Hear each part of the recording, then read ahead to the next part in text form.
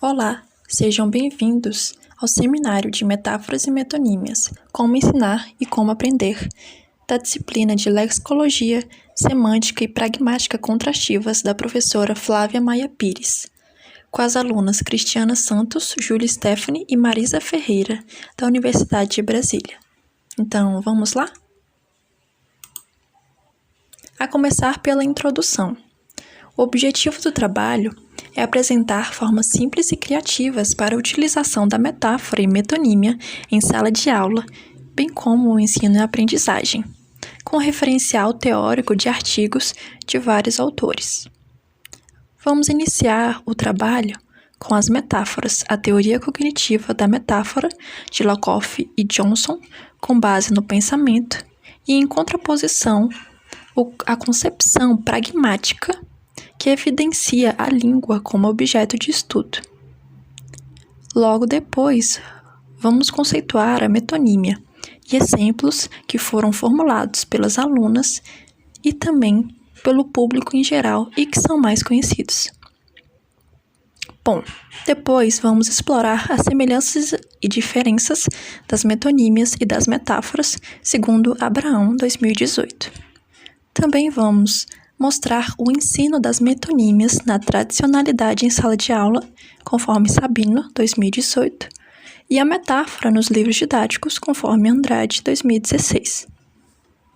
Há também pesquisas que vão ser reveladas ao longo do seminário sobre a competência metafórica dos estrangeiros com base em textos autênticos. Além disso, a pesquisa da professora Sandra, da Universidade de Brasília, que revela a metáfora no contexto dos surdos e intérprete de Libras. Logo após, vamos mostrar as práticas sociais na metáfora e metonímia com exemplos de charge e imagem da internet. E também, por fim, vamos analisar a atividade do portal do professor de português de língua estrangeira. Fique agora com o início do nosso trabalho sobre a metáfora. Olá, meu nome é Cristiana e agora eu vou explanar um pouco sobre as metáforas. Na concepção cognitivista, a metáfora estimula a criatividade e a compreensão. Logo, o emissor, ao repassar a mensagem, a coloca um sentido imagético. Assim, o receptor interpreta o contexto e as palavras. O campo psicológico foi explorado por Lakoff e Johnson. Com isso, como foi destacado pelos autores na obra Metaphor We Live By, traduzido como Metáforas da Vida Cotidiana, metáfora é a observação da mente e dos pensamentos que estão presentes na rotina. Ao classificar as metáforas, existem 3 distinções entre elas. Começamos pela metáfora estrutural, que se trata de uma ideia em disposição de outra, como, por exemplo, o conceito de amor na metáfora amor é guerra. Ou seja, guerra tem a ver com matar, e amor é relação, sentimentos. Nesse contexto, eles se tornam inimigos. Portanto, existe uma estrutura na base dessa metáfora que evidencia os vocábulos. Em metáfora orientacional, pensamos em orientações espaciais, que se organizam em contextos enraizados a partir de bases físicas, sociais e culturais. Por exemplo, em situações de trabalho, de criação, ao falarmos para alguém, pense fora da caixa. O espaço físico caixa é configurado como mente. Logo, o pensamento criativo está conectado com a ruptura de padrões. Assim, o indivíduo perpetua a mesma expressão e a reproduz em outros locais, como forma de dominação social e cultural. Então, assim concluímos que metáforas orientacionais produzem reflexões filosóficas no indivíduo que as aplicam. Por último, trago a metáfora ontológica.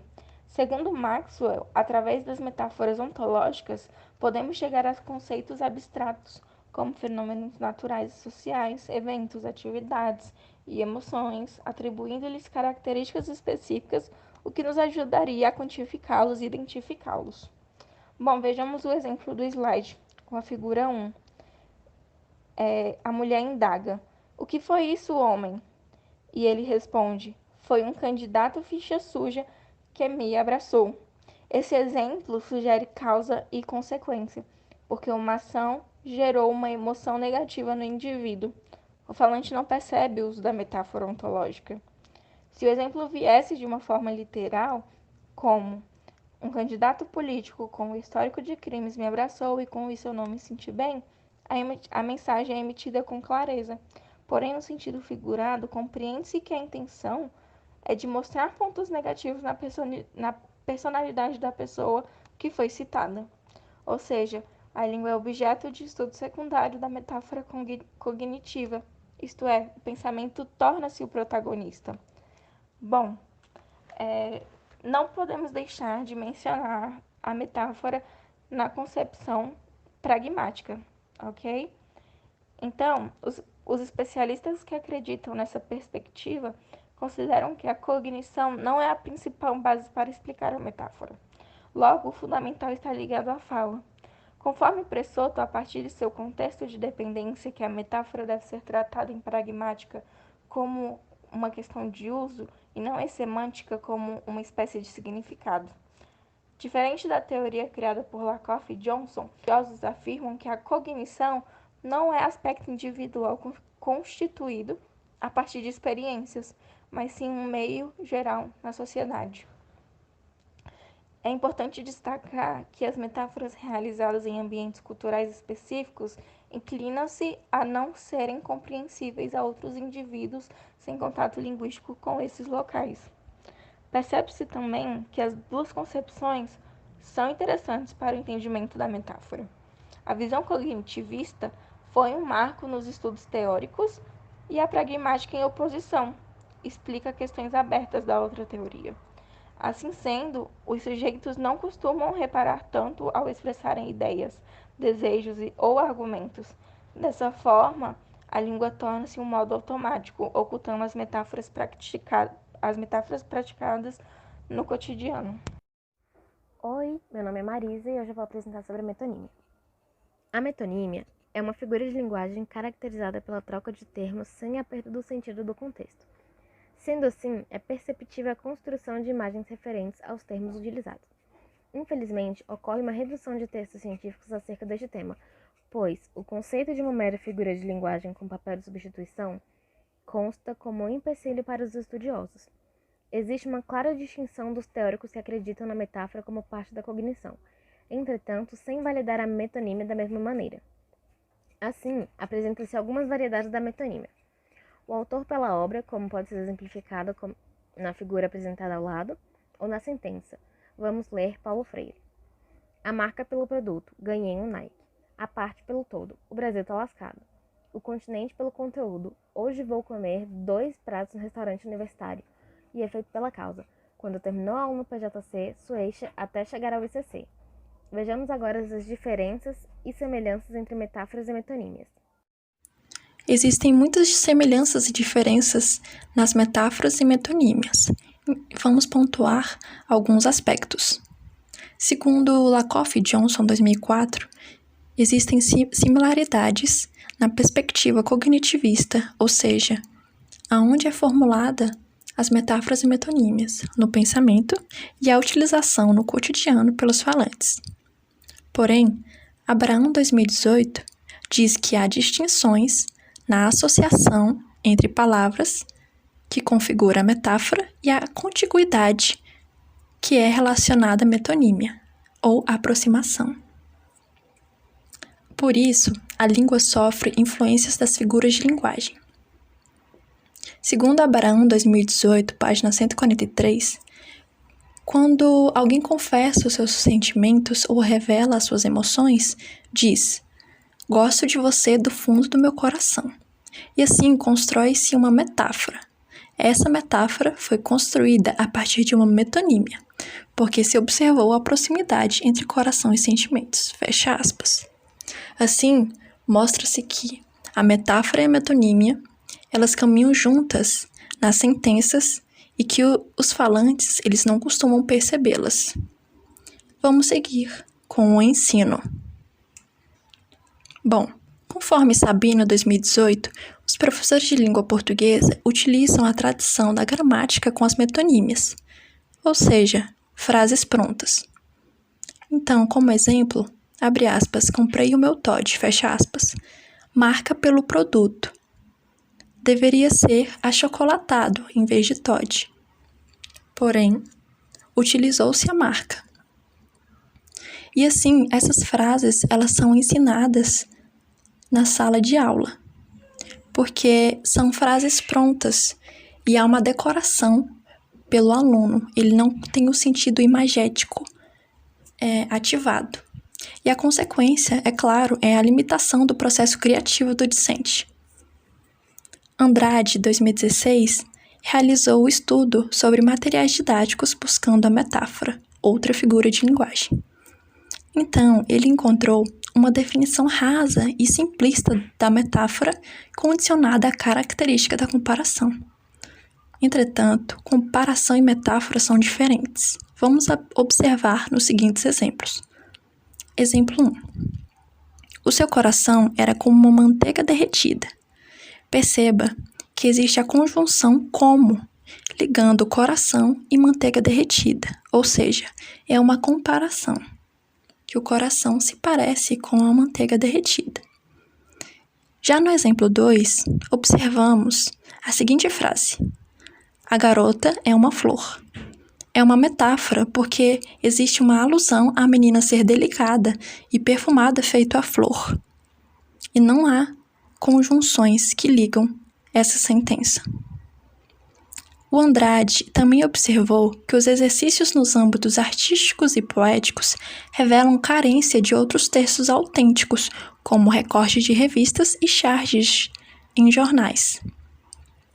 Assim, percebe-se que os estudantes eles se deparam com materiais didáticos que são formulados por poemas ou músicas, e assim é fácil identificar onde existe a metáfora. Porém, o sentido imagético é prejudicado, porque não existe outros textos autênticos em materiais didáticos, principalmente do ensino médio. Bom, vamos agora às pesquisas.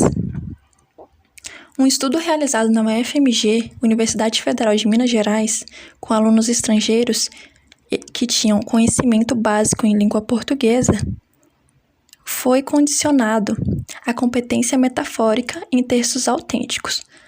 Ou seja, os grupos foram separados e assim cada um ficou com algum texto autêntico. Vamos agora exemplificar. Bom, no recorte de revista com o título da matéria, abre aspas, Carnaval vai acabar, fecha aspas, aparecia a reportagem com o político Paulo Maluf através desse título. Ou seja, o aluno tinha que identificar o sentido da palavra carnaval, que consistia em confusão e caos. Os cientistas perceberam que a taxa de compreensão alcançou altos patamares. Conforme Vera Lúcia de Menezes, 1996, que organizou o livro Metáfora do Cotidiano e que consta essa pesquisa dos estudantes estrangeiros, ela diz, abre aspas, esses leitores, ao ler as sentenças, perceberam uma ruptura de natureza semântica ou pragmática que os obrigou a fazer pausa para entender o enunciado metafórico, fecha aspas. Ou seja, quando eles notaram que o carnaval ele não estava no sentido cultural do Brasil, ou seja, com as festas culturais, com a música, eles perceberam que através da reportagem de um político, aquele sentido de carnaval estava se ligando a uma metáfora. Bom, outro estudo realizado pela professora Sandra Patrícia de Faria, 2006, retrata a metáfora no contexto dos surdos e intérprete de Libras. Ela reparou que os surdos geram as próprias metáforas, como, por exemplo, na figura 3, mãos leves. Observe os gestos que ela reproduz. A definição para mãos leves enquadra-se em um intérprete que tem facilidade com as línguas de sinais, ou seja, é fluente. Assim, houve também uma constatação da similaridade entre a língua portuguesa e a composição dos gestos conectados com a metáfora. Verifique pela imagem. é de cair o queixo. Observe os gestos. Os sinais demonstram a ligação com a oralidade. A frase, abre aspas, é de cair o queixo, fecha aspas, exprime a ideia de surpresa ou admiração. Portanto, o contato linguístico com os ouvintes e a comunicação natural dos surdos ocasionou a construção desses materiais. Os textos autênticos também são essenciais para a compreensão das metáforas, como foi observado nessas pesquisas. E, infelizmente, o ponto negativo é que elas confirmam que persiste a ausência teórica da metonímia. Agora, fique com as práticas sociais das metáforas e metonímias. Sobre as práticas sociais. A metáfora e a metonímia estão sempre sendo aplicadas no nosso cotidiano. Assim, as pessoas interagem propiciando diálogos. Além disso, conteúdos dessas figuras de linguagem são encontrados na música, na poesia, publicidade e em outros locais. Percebe-se que a charge costuma utilizar a metáfora principalmente em forma de crítica, como nos exemplos ao lado. Na charge do Paulo Guedes, a linguagem visual é apresentada como o ministro da Economia segurando um abacaxi e uma faca. Ele olha atentamente para um pepino gigante envolto de alguns vírus. Demonstra-se com a metáfora da fruta e do legume que o homem precisa resolver enormes problemas relacionados à pandemia da Covid-19. Já na charge da Mônica, é fácil observar a imagem e identificar a personagem. Não é necessário dizer o nome, pois a caracterização é única. Assim, os famosos dentes salientes e o cabelo curto revelam a personagem principal dos quadrinhos do Maurício de Souza. O desenho configura-se como uma antonomasia, que é uma variedade metonímica, porque houve a troca do nome por traços individuais. Bom, agora vamos analisar uma atividade encontrada no portal do professor de português de língua estrangeira, PPLE. O tema é, abre aspas, minha metade da laranja, fecha aspas. A unidade didática é de nível 1, ou seja, para iniciantes. Então, o comando, ele já vem antes da interpretação das figuras. Olha aqui. Observe as imagens abaixo e, na sequência, responda as figuras. Interessante que o estudante ele já tem uma noção do que ele precisa fazer para responder as questões. E logo depois ele se depara com dois textos autênticos, que são duas imagens. Uma revela que existe uma frase, procura-se um amor que gosta de mim, e depois tem um desenho de uma metade de uma laranja. E a outra tem o título O Amor e as diversidades da metade da laranja com outras figuras, como por exemplo uma maçã. E embaixo dessas figuras existem frases. Por exemplo, da maçã é como costuma ser, e da metade da laranja com a outra, como dizem que é. Assim, o aluno ele identifica os aspectos ligados à metáfora metade da laranja. Ele consegue levar em consideração que a metade da laranja ela significa uma alma gêmea, um par ideal romântico. Ou seja, está ligado ao amor, não à fruta em si. E assim, é mais interessante que, por exemplo, na questão A, tem uma pergunta. Qual expressão seria equivalente em sua língua? Essa categorização que eles dizem reflete sobre a cultura do outro. Então, essa minha metade da laranja pode ser diferente, por exemplo, no inglês, ou no alemão, ou em outra variante do português, como no país da Angola, por exemplo. E assim, percebe-se que os textos autênticos, eles estimulam mais a imaginação. Seria difícil para o professor avaliar se essas imagens fossem frases prontas. E, consequentemente, o aluno sentiria dificuldade em identificar que a expressão metade da laranja seria uma metáfora. Por isso que os textos autênticos, eles ajudam o ensino-aprendizagem das metáforas e também das metonímias. Por fim, vamos às considerações finais. Bom, a intenção nesse trabalho foi apresentar a metáfora e a metonímia no ensino-aprendizagem. E também acreditamos que as pesquisas relacionadas à metonímia se localizam embrionárias.